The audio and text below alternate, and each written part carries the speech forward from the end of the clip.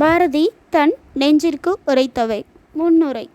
நம் இலக்கண இலக்கியங்களில் தலைவன் கூற்றுக்களில் தலைவன் தோழிக்கும் தொலைவுக்கும் பாகனுக்கும் பாங்கனுக்கும் உரைப்பனவாக பல நிகழ்வுகள் உள்ளன.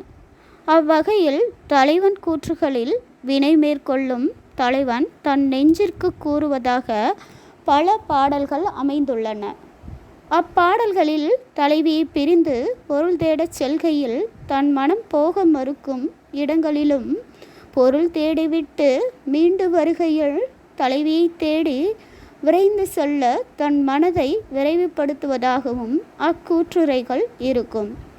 இவற்றிலிருந்து முற்றிலும் வேறுபட்டு புதுமை கவிஞன் பாரதி மனிதர்களில் குழந்தைகள், பெண்கள், இளைஞர்கள் என பலருக்கும் பலவித கருத்துக்களை தன் கவிதைகளில் அவர்கள் மேனிலை எய்துவதற்கு கூறியுள்ளார். எனினும் தனக்கும் தன் நெஞ்சிற்கு உரைப்பனவாகவும் பல இடங்களில் பல நற்கருத்துக்களை கூறியுள்ளார். அவற்றை ஆராய்வதாக இக்கட்டுரை அமையும். பாரதி பிறருக்கு உரைத்தவை. பாரதி ஆண்கள், பெண்கள், இளைஞர்கள் என பலருக்கும் அவர்கள் தன் நிலையிலிருந்து மேனிலை அடைய பல நற்கருத்துக்களை கூறியுள்ளார். அவற்றில் குழந்தைகள் பற்றி குறிப்பிடுகையில் ஆண் குழந்தைகளை விட பெண் குழந்தைகளுக்கு அறிவுரைகளை மிகுதியாக கூறுகின்றார்.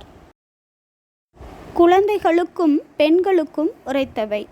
பெண் குழந்தைகளை நல்வழிப்படுத்த அவர்கள் தினமும் கைக்கொள்ள வேண்டிய நற்பழக்கங்களை பாப்பா என விழித்து கூறி குழந்தைகளுக்கு உரைப்பது போலவே, ஓடி விளையாடு, ஓரிடத்தில் ஓய்வாக அமர்ந்திருக்காதே, காலையில் எழுந்ததும் நூல்களை படிக்கும் பழக்கத்தையும் மாலையானதும் விளையாடும் பழக்கத்தையும் நீ உனக்குரிய வழக்கங்களாக கைக்கொள்ள வேண்டும் என்றெல்லாம் கூறுகின்றார். பெண்களுக்கென பெண்கள் ஆண்களால் அடிமைப்பட்டு வீட்டிற்குள் அடைந்திருந்த காலகட்டத்தில் பெண்களுக்கு விழிப்புணர்வை ஊட்ட பாரதி பட்டங்களால் நாடு வீடு என இரண்டையும் ஆள்வதையும் பிற சட்டங்களுக்கு ஆளாகாமல் தாம் சட்டங்கள் இயற்றுவதையுமே குறிக்கோளாக கொண்டு பெண்கள் இவ்வுலகில் பிறந்து வந்தோம் என்றும் எட்டும் அறிவினில் ஆணுக்கிங்கே பெண் இளைப்பிள்ளை காணென்று கும்மியடி என பெண்களை நாடு குலுங்கும்படியா கைகொட்டி கும்மியடித்து உரைத்து கூறு என்றும் கூறுகின்றார். பாரதியின் இக்கூற்றிலிருந்து பெண்கள் படிப்பறிவும் விடுதலையும் பெற வேண்டும் என்ற பாரதியின் நல்லெண்ணம் வெளிப்படுகின்றது. மனிதனுக்கும் காலனுக்கும் உரைத்தவை. எல்லோருக்கும் உணவு, உடை, இருப்பிடம் என அடிப்படை தேவைகள் அனைத்தும் கிடைக்க வேண்டும் என இயல்பாகவே எண்ணம் கொண்டவர் பாரதி.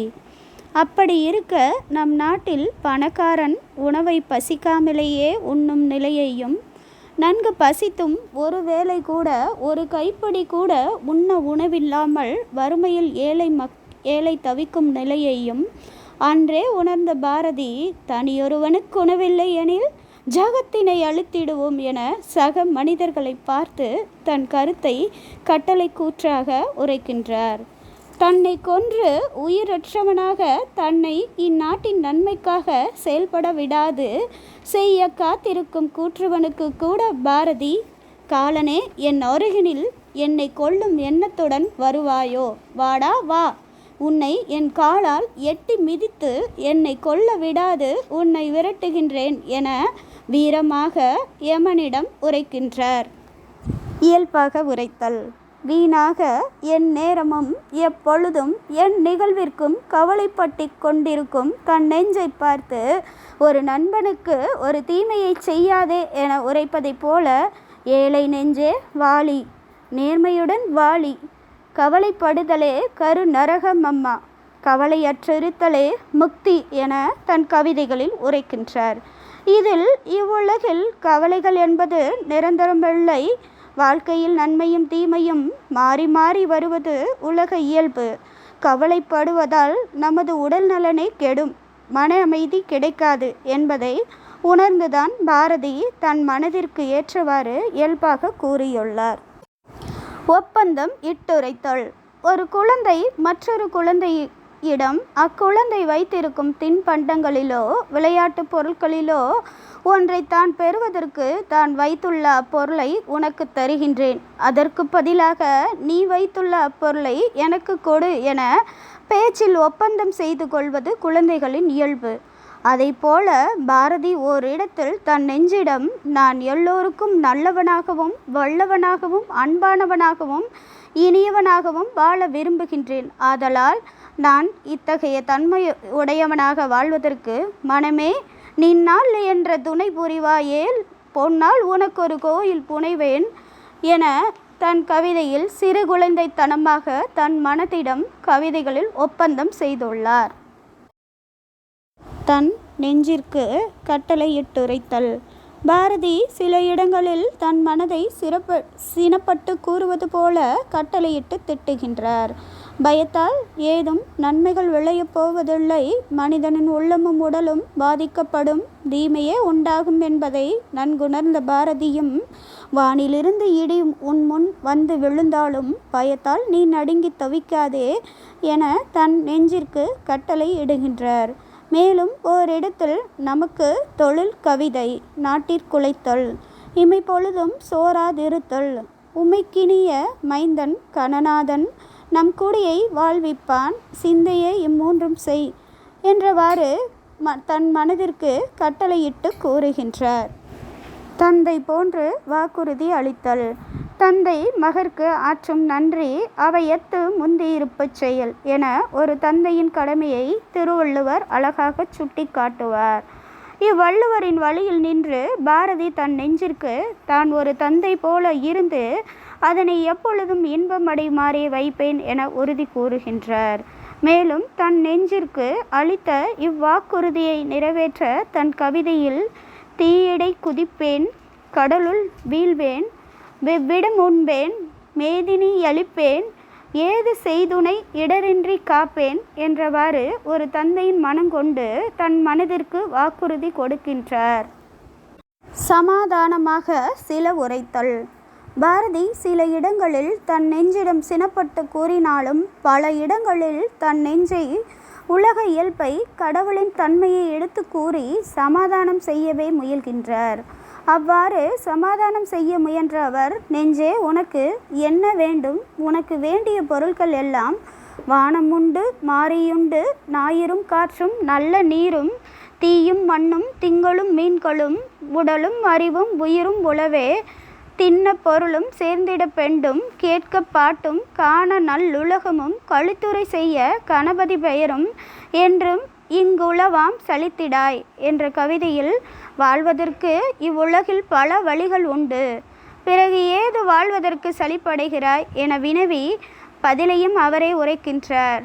மேலும் தன் நெஞ்சிடம் நான் உன்னிடம் கோடி கோடி முறை கவலைப்படாதே என கூறிவிட்டேன், ஏனெனில் அன்னை பராசக்தியே இவ்வுலகை இயக்குபவள், அவளது அருளாலே இங்கு அனைத்து செயலும் நிகழ்கின்றது. ஆதலால் நன்மை தீமை என எது நிகழ்ந்தாலும் கவலைப்பட்டு சலிப்படையாதே எனவும் கணபதியின் அருள் வினக்கிருக்க அச்சப்படாதே எனவும் சமாதானம் கூறுவது போல கடவுள்களின் மீதான அவரது அதீத பக்தி திறத்தை தன் நெஞ்சிடம் தாமும் கைக்கொள்ள கூறுகின்றார். அறிவுறுத்தி கூறுதல். செவியறிவுறுத்தல் என்ற ஒரு துறை புற இலக்கியங்களில் உண்டு. அத்துறை மூலம் புலவர்கள் தீமை செய்யும் மன்னனை அவன் தீமையை அவனுக்கு உணர்த்த அவன் செவியில் படும்படி சில நற்கருத்துக்களை கூறி அவனை நன்மையில் நிலைநிறுத்த செயல்படுவர். அதுபோல பாரதியும் மனமே தவம் செய், தியானம் செய், தினமும் தவம் செய், அவ்வாறு தினமும் நீ தவம் செய்வதால் உனது மனம் ஒருமுகப்படும், உன் மனதை ஒருமுகப்படுத்தி நீ செய்ய வேண்டிய உயர்ந்த செயல்களின் மேல் உன் மனதை செலுத்துவதனால் நீ அடைய விரும்பிய குறிக்கோள்களை எல்லாம் விரைவில் அடையலாம் என தன் செவியில் பட்டு தன் மனத்திற்கு செல்லும், தனது மனது அதனை நிறைவேற்றும் என அறிவுறுத்தி தன் மனத்திடம் கூறுகின்றார். முடிவுரை. உலகம் வகுத்த நல்வழியில் சென்ற பாரதி அந்நல்வழியில் சென்றாலும் இன்னும் நல்லதை தன் மனம் ஏற்றுக்கொண்டு செயல்பட வேண்டும் என தன் நெஞ்சு குறைத்த அனைத்து உரைகளும் ஒரு ஆசிரியன் நிலையிலிருந்து மாணவராகிய நமக்கு உரைத்து நம்மை நல்வழிப்படுத்த நமது நெஞ்சிற்கு உரைத்த நல்லுரைகளை என்பதை இக்கட்டுரை நன்கு தெளிவுபடுத்தியுள்ளது.